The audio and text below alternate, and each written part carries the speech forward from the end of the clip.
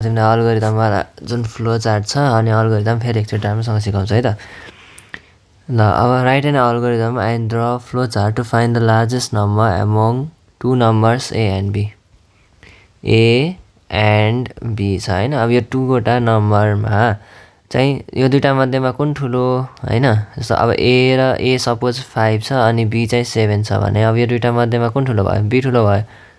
कसरी थाहा हुन्छ तिमीलाई? तिमीलाई अब अहिले यहाँ हेर्दै पो थाहा छ होइन। जस्तो 70 र भनौँ न 85 थियो भने के हुने? ए हुन्छ नि त। अब यसलाई लेख्ने एल्गोरिदममा कसरी लेख्ने त? कम्प्युटरलाई त थाहा हुन्न हो।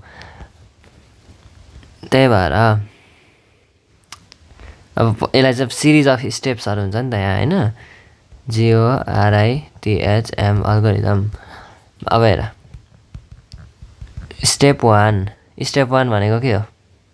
सरी अल्गोरिदम स्टार्ट हुनु पऱ्यो सुरुमा। त्यही भएर सुरुमा स्टार्ट होइन। अब स्टेप 2 अब त्यसपछि के गर्छौ त? पहिला त अब कम्प्युटरले यो दुईटा नम्बर रिड गर्नु पऱ्यो हो कि होइन। त्यही भएर अब रिड अथवा input any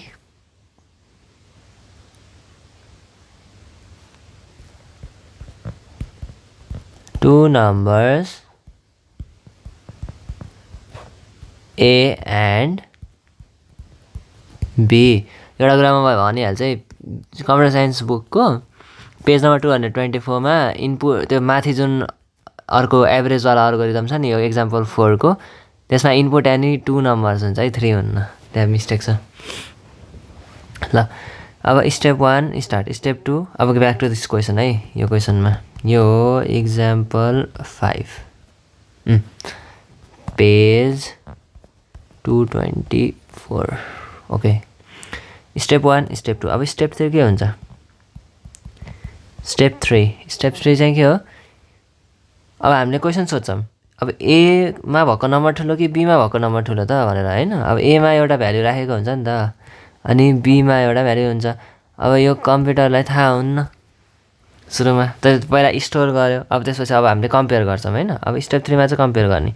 is A greater than B भनेर क्वेसन सोध्यौँ। अब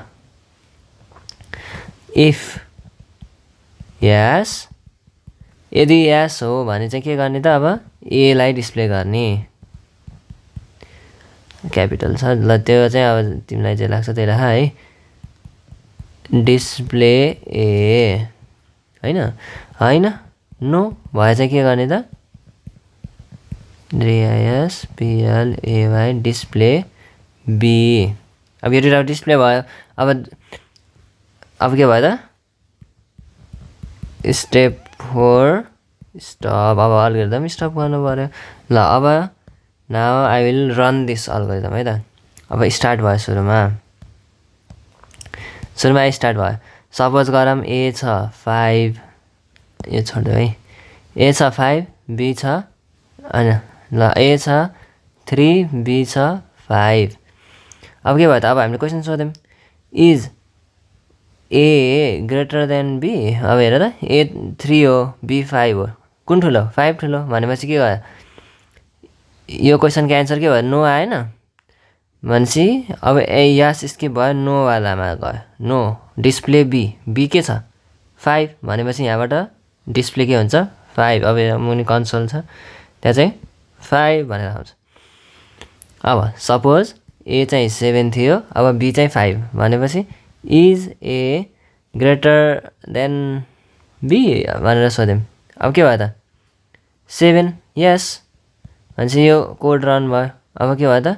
डिस्प्ले ए भनेको के हो? 7 भनेपछि हरेकचोटि यसले चाहिँ के गर्यो? ग्रेटरवाला आउटपुटमा दियो। सो आवर अल्गोरिदम के भयो त अहिले? इज करेक्ट राइट होइन। अब यसको हामीले के बनाउनु पऱ्यो? Flow chart. सो मैले प्रिभियस भिडियोमा तिमीलाई अलरेडी भनिसकेँ फ्लो चार्टको एउटा त्यो फिगरहरू छ नि त होइन। अब म फेरि एकचोटि सर बुझाइदिन्छु। यो चाहिँ स्टार्ट अर स्टप सुरुमा यो गर्ने स्टार्ट अनि स्टप गर्दाखेरि हो। अनि त्यसपछि इनपुट अथवा आउटपुट दिइरहेछ भने यो गर्ने आउटपुट। अनि यो दुइटालाई कनेक्ट गर्नलाई के गर्ने, एरो युज गर्ने, either up or down, right होइन, यो मस्टली चाहिँ अप डाउन। अनि त्यसपछि अब अर्थमेटिक अपरेसनहरू भइरहेछ होइन। अब अघि जस्तै इजवाला क्वेसनहरू सोधिरहेछ भने चाहिँ के गर्ने त, स्क्वेयर युज गर्ने। अर्थमेटिक अपरेसन चाहिँ प्रोसेस हो कि के थियो त्यहाँ तिम्रो बुकमा है, अरू के थियो, ओ यस। अनि अब लास्ट एउटा चाहिँ के छ त, मेन भनेको यो 5वटा हो हामीलाई चाहिने।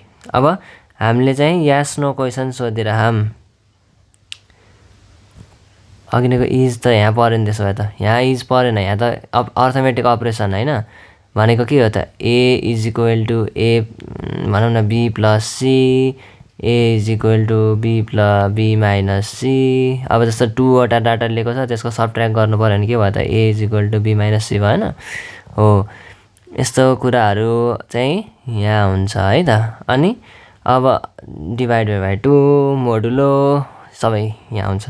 अब यस नो क्वेसनको एन्सरहरू आउँछ नि जुन, अब हामीले डिसिजन लिन पऱ्यो भने चाहिँ के गर्ने त, यो डायमन्ड सेप बनाउने। ओके, यसो डायमन्ड सेप हुन्छ, यस यहाँबाट हुन्छ, नो यहाँबाट हुन्छ, अथवा यताउता चाहिँ केही भएन होइन, नो अनि यस गर्ने, यसको यहाँ नोको यहाँ। अनि फेरि अब आउटपुट आउँछ त्यो त भनेपछि केमा दिनु पऱ्यो, यसमा दिने।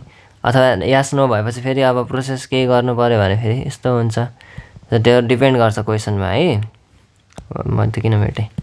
ओके, नाउ अब अघिनेको हाम्रो चाहिँ के थियो त, ए ठुलो कि बी ठुलो भनेर के थियो हामीले चुज गर्ने थियो नि त। अब हो यसको गरौँ है त। अब यसमा के भने सुरुमा फ्लो, अब यहाँ लेख्छु म फ्लो चार्ट। ओके, अब स्टार्ट, सुरुमा के भयो त स्टार्ट यो गर्ने।